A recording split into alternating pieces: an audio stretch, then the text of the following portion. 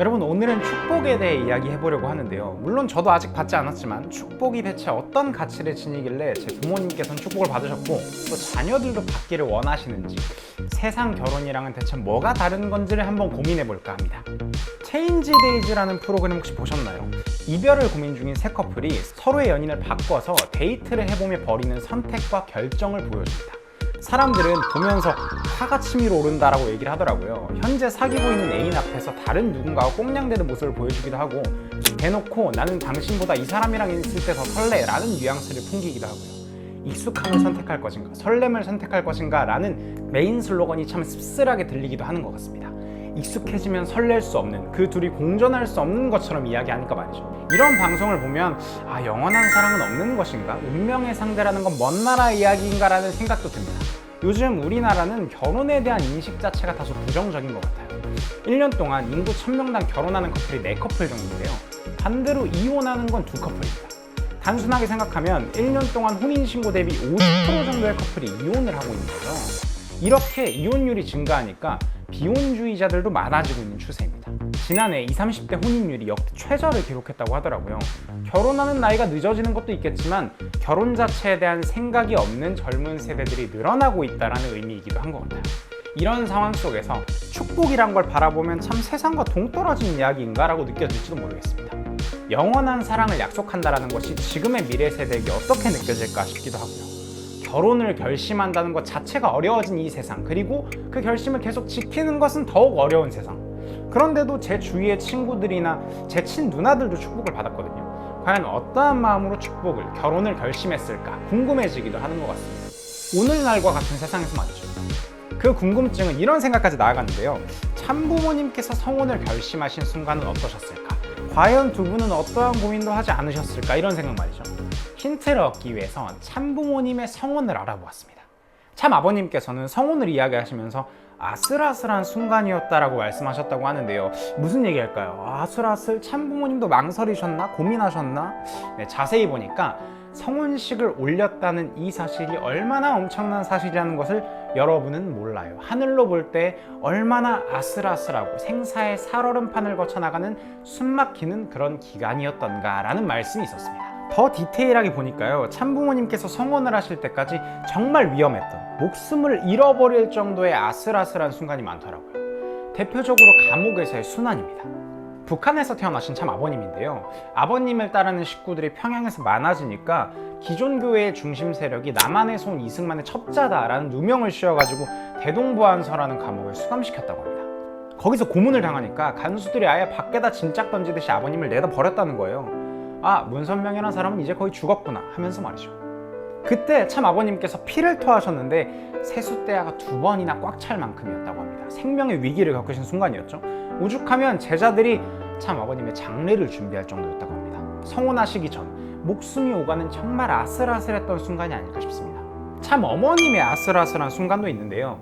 6.25가 터져가지고 서울에 있다가 피란을 가시게 된 참 어머님인데요. 한강다리를 건너야 되는 상황에서 통과증이 없으면 갈 수가 없는 거예요. 그때 외삼촌분이 군용차를 몰고 오셔서 외할머니와 참어머님을 태우고 다리를 건너게 도와주셨다고 합니다. 다리를 건너신 지 얼마 안 돼서 꽝 하는 소리가 나더니 다리가 무너졌고, 그때 다리 위에 있던 많은 군인들이 강물에 빠져 숨지는 사고가 발생했다고 합니다. 그래서 지금도 한강다리를 건널 때면 그때 그 일이 떠올라서 마음이 아프다라고 이야기하시는 참 어머님이십니다. 이 말씀을 하시면서 눈물을 보이신 참 어머님인데요. 이렇게 성혼하시기 전까지 목숨을 잃을지도 모르는 순간들을 매번 겪어오신 참 아버님과 참 어머님입니다. 말 그대로 아슬아슬한 살얼음판 같은 순간들이었던 것이죠. 이런 역경을 이겨내고 만나셨다는 것만으로도 두 분이 얼마나 숙명적인 커플인가라는 것을 떠올려 볼 수 있는 것 같습니다.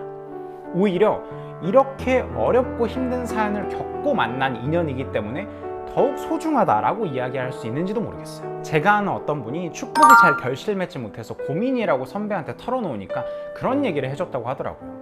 참부모님도 이렇게 힘들게 만나셨어. 어쩌면 어렵고 고민될수록 그만큼 너에게 꼭 필요한 사람이 등장할지도 몰라. 어려움의 시간이 그 만남을 더 소중하게 만들어줄 거야 라고요. 세상에서는 어려움과 역경이 있으면 사랑을 포기해버리기도 하는 것 같은데요.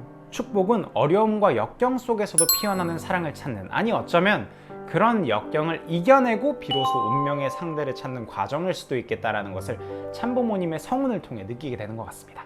시련을 이겨내고 만난 사람이라면 더욱 운명의 상대로 느껴질 테고 오히려 영원한 사랑을 더 다짐하게 만들어주기도 하지 않을까요? 참부모님께서 그러셨던 것처럼 말이죠. 그래서 어려워도 괜찮다라고 생각할 수 있는 것 같기도 합니다.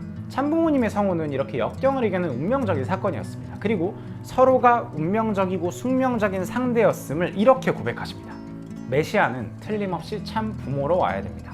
독생자가 나왔는데 독생자 혼자서는 안 됩니다. 독생녀가 있어야 됩니다.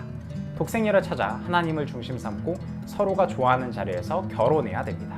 결혼을 해서 하나님이 종적인 부모로서 기뻐하고 행적인 부모로서 기뻐할 수 있는 신랑 신부가 되어 지상에서 아들, 딸을 낳아야 됩니다. 네, 이 말씀이 바로 목숨을 잃어버릴 위기를 이겨내면서도 꿈꿔오신 그리고 성혼을 결심하신 심정이 담긴 말씀이 아닌가라는 생각이 듭니다. 저는 말씀을 보면서 그런 생각을 또 하게 됐는데요. 독생자 혼자서는 안 된다. 독생녀가 있어야 된다. 이 말씀은 반대로 독생녀를 위해서도 독생자가 있어야 한다라는 의미이기도 하겠죠. 서로에게 서로가 꼭 필요하다라는 의미가 될 수 있겠습니다. 참 아버님께서 참 어머님을 만나 참 부모가 되셨고 참 어머님도 마찬가지로 참 아버님을 만나 메시아인 참 부모가 되신 것처럼 서로가 서로에게 꼭 필요한 존재, 서로가 서로를 더 성장시켜주는 존재, 완성시켜주는 존재가 되는 것이 진정한 축복의 가치인 것 같다는 생각을 성운을 통해서 하게 되는 것 같습니다. 요즘은 아니지만 과거에는 결혼하면 아내는 가사일을 해야 돼서 뭐 꿈을 포기한다거나 출산으로 인해 직업을 그만두거나 이런 경우도 종종 받아들여져 왔다고 하는데요. 물론 요즘은 이런 인식이 큰일 날 만한 것으로 여겨지긴 하지만 여전히 종종 이런 현실적인 문제들로 고민하는 부부도 있는 것 같습니다. 반대의 경우도 존재할 수 있겠고요. 그런데 참부모님은 부부를 이야기하면서 이렇게 말씀하십니다. 사랑하는 남편과 아내는 상대방이 자신보다 더 잘난 사람이 되기를 바라기 때문에 상대를 위하여 투입하고 또 투입하고 잊어버립니다. 남편은 사랑을 중심 삼고 아내가 자기보다 못하기를 바라지 않습니다. 아내도 마찬가지입니다. 참 아버님께서는요, 참 어머님께 세계를 순회하면서 평화를 이야기하는 연설을 부탁하셨다고 합니다. 그래서 참 어머님은 한국의 대학가부터 시작해서 일본, 중국, 유럽에도 가서 여성의 역할과 중요성을 이야기하셨는데요. 그 과정에서 끊임없이 참 아버님과 원고를 고민하고 연습하는 과정을 겪으셨다고 하더라고요. 단순히 자신을 돕고 응원하는 아내로서가 아니라 인류의 참부모로서 평화의 어머니로서 우뚝 설 수 있게끔 응원하고 지지하신 것이죠. 반대로 참 어머님 역시 참 아버님을 늘 응원하고 지지하셨습니다. 참 아버님께서 미국에서 엄청난 인파를 모아놓고 대회를 펼치셨는데요. 반대하는 기성교단과 정부로부터의 암살의 위협까지 느껴서 방탄유리에 이렇게 서가지고 연설을 펼치셔야 됐습니다. 연설 때 오르기 직전 참 어머님께서 깊게 기도를 드리시면서 아버님께 응원의 눈빛과 메시지를 보내셨다고 합니다. 그 응원을 받으시고 힘을 얻으신 후 당당히 단상에 오르셔서 성공적으로 연설을 마치신 참 아버님의 사연도 있습니다. 네, 이렇게 참 아버님 곁에 참 어머님께서 계시지 않았더라면, 반대로 참 어머님 곁에 참 아버님께서 계시지 않았더라면 이뤄낼 수 없었겠다 싶은 역사적 사건들이 무수히 많습니다. 서로의 꿈을 응원하고 지지하며 성장을 돕는 가장 든든한 조력자이자 동반자가 곧 부부라는 것을 성혼을 통해서 또 알 수 있게 되는 것 같습니다. 결혼하면 나의 꿈 일부를 포기해야 될 것처럼 느끼는 사회의 시각과는 이런 차이가 또 있죠. 제가 아는 형이 축복을 받고 5년 정도가 됐는데요. 아내분께 가장 감동받은 말 한마디가 뭐냐라고 물어보니까 나는 너를 만나서 더 멋진 사람이 된 것 같아. 당신 덕분에 5년 전보다 더 멋진 사람이 될 수 있었어 라는 말이었다고 하네요. 저는 직접 들으면서 굉장히 몸이 베베 꼬였지만 참 좋은 말, 멋진 말인 것 같습니다. 성혼을 통해서 더욱 성장하신 참 부모님의 모습처럼 말이죠. 네, 이렇게 서로의 꿈을 응원하기도 하지만 동시에 공동의 목표를 가지게 되기도 하는 것 같습니다. 참 아버님께서 참 어머님께 성혼 전에 이런 말씀을 건네셨다고 합니다. 나와 결혼하는 것이 여타 세상의 결혼과는 다르다는 것을 알 것이오. 우리는 앞으로 천국의 문을 열어주는 참된 부모가 되는 길을 가야 하오. 힘든 일도 많을 것이오. 네, 그러자 참 어머님께서 뭐라고 하셨을까요? 이미 각오하고 있으니 아무 염려 마십시오. 네, 성혼을 하면서 참 부모가 되시는 그 순간 자체가 하늘의 꿈을 이루는 평화로운 세상을 이루겠다는 공동의 비전을 향한 첫걸음이기도 하셨던 것이죠. 이렇게 성혼하며 결심한 공동의 목표를 향해서 평생을 달려오신 참 아버님과 참 어머님입니다. 그 심정을 참 아버님 성화 이후 참 어머님께서 보내신 서신에서 찾아볼 수가 있었는데요. 참 아버님의 생각이 제 생각이 되었습니다 라는 말씀과 함께 하늘 부모님과 참 아버님의 꿈을 위해 기필코 7개국 복귀를 이루겠습니다 라는 말씀이 있으셨죠.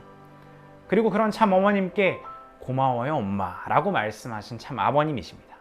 남편의 꿈이 아내의 꿈이 되기도 하고 아내의 꿈이 남편의 꿈이 되기도 하는, 그리고 그 꿈이라는 것이 단순히 우리 부부의, 우리 가정의 행복을 넘어선 더 큰 목표와 비전이 되기도 한다는 것을, 그것을 결심하는 순간이 축복 결혼임을 참부모님의 성훈을 통해 느낄 수 있는 것 같습니다. 부부는 서로 같은 곳을 바라보고 나아가는 존재라는 말이 있죠. 참부모님과 딱 부합하는 말인 것 같습니다. 네, 맨 처음 말씀드린 것처럼 요즘은 부부, 결혼의 가치를 잊고 살아가게 되는 경우가 많은 것 같은데요. 다양한 이유가 있겠지만 결혼해서 부부가 된다는 것이 나에게 오히려 해가 되는 것 같은, 실이 되는 것 같은 생각이 들기 때문인 것 같습니다. 또 서로가 과연 영원한 사랑을 이어나갈 수 있을까라는 불안함도 존재할 수 있는 것 같고요. 이혼한 누군가가 방송에 나와서 이런 얘기를 하더라고요. 나는 나를 위해 결혼한 거고 나를 위해 이혼하는 거야. 근데 참부모님의 성훈을 바라보면요, 운명의 짝을 만난다는 것이 오히려 나를 성장시키고 완성시키는 큰 득이 되는 일일 수 있겠다라는 생각을 하게 되는 것 같습니다. 그리고 더 큰 인생의 목표와 비전을 향한 출발점일 수 있겠다라는 생각도 하게 되는 것 같고요.